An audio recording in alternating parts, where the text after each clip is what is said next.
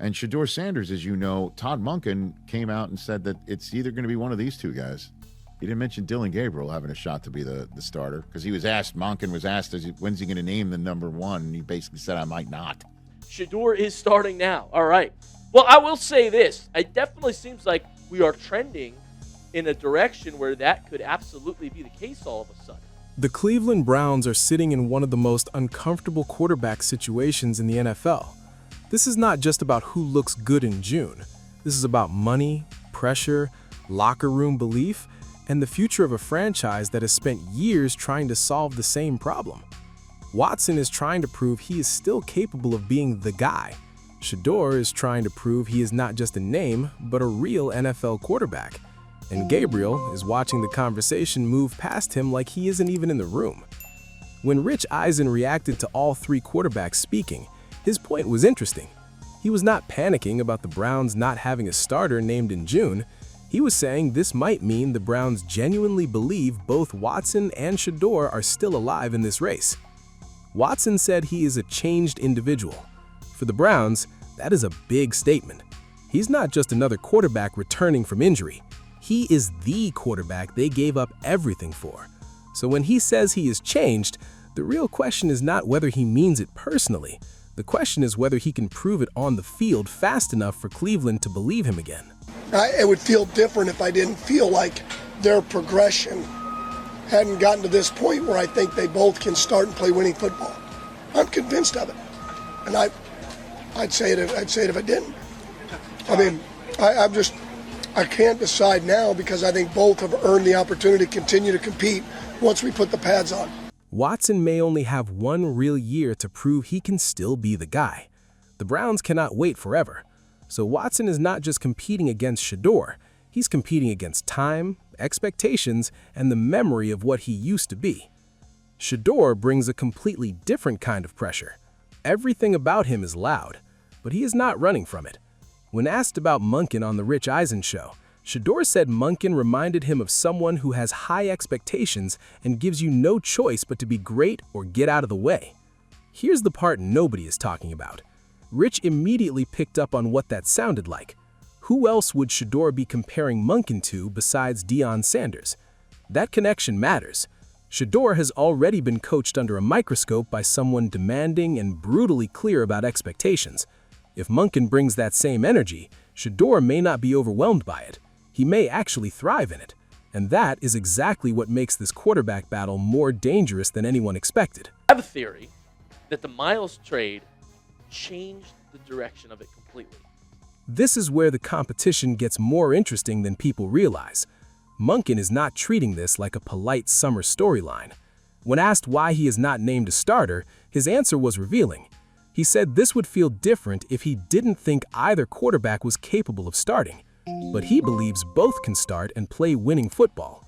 Both have earned the right to keep competing once the pads come on. That quote is the center of the whole story.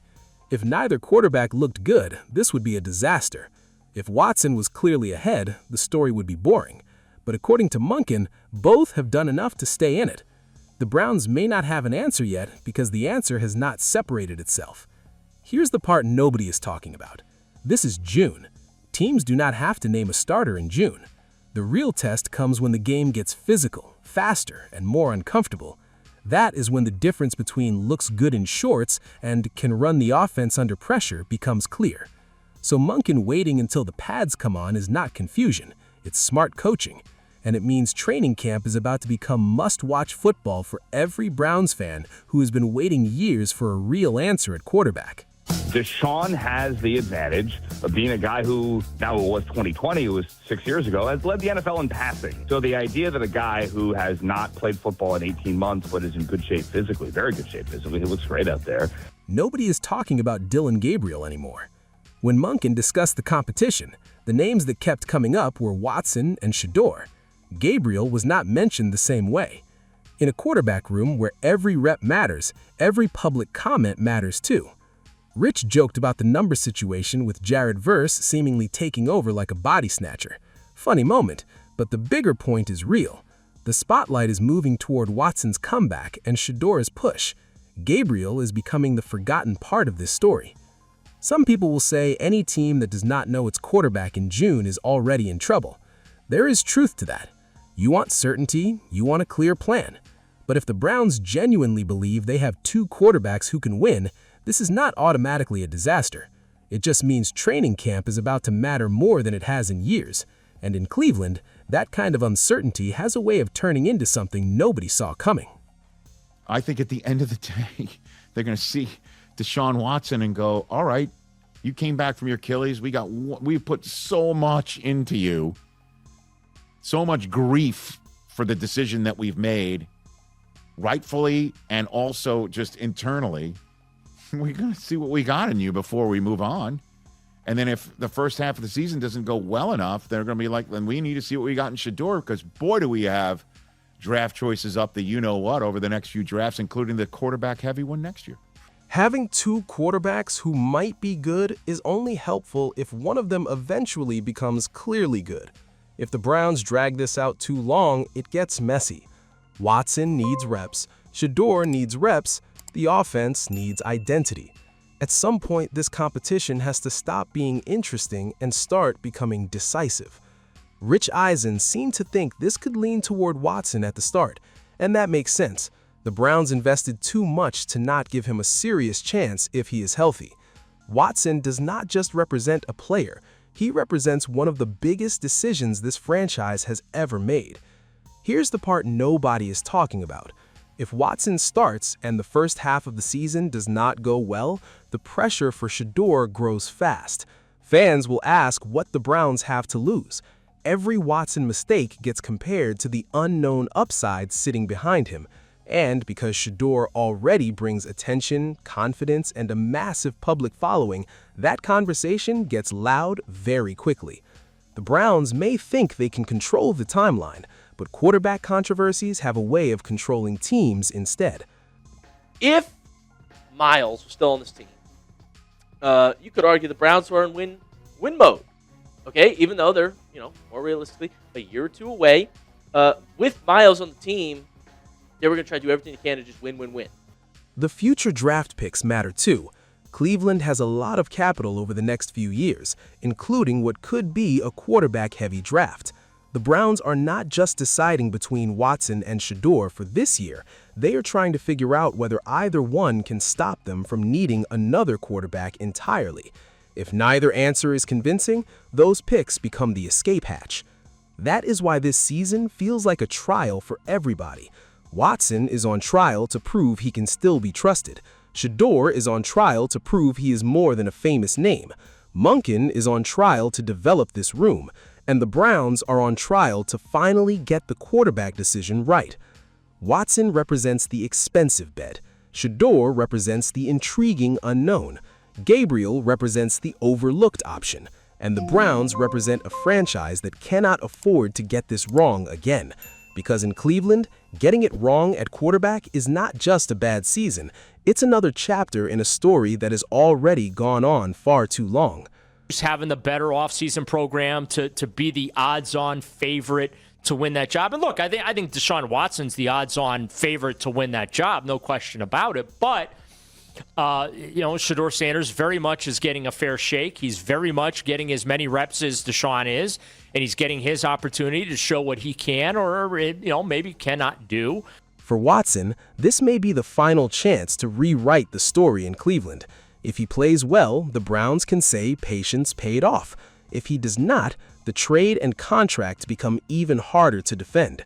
For Shedeur, this is the chance to prove his confidence belongs at the NFL level. And for Gabriel, the challenge is simple. Make them say your name. Because right now, the conversation is happening around him, not with him.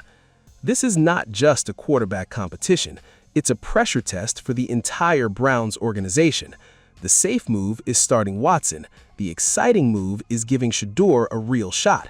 But the worst move is pretending this situation is simple.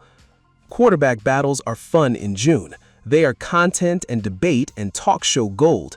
But in September, they become pressure. In October, they become blame. And in November, they can define an entire season.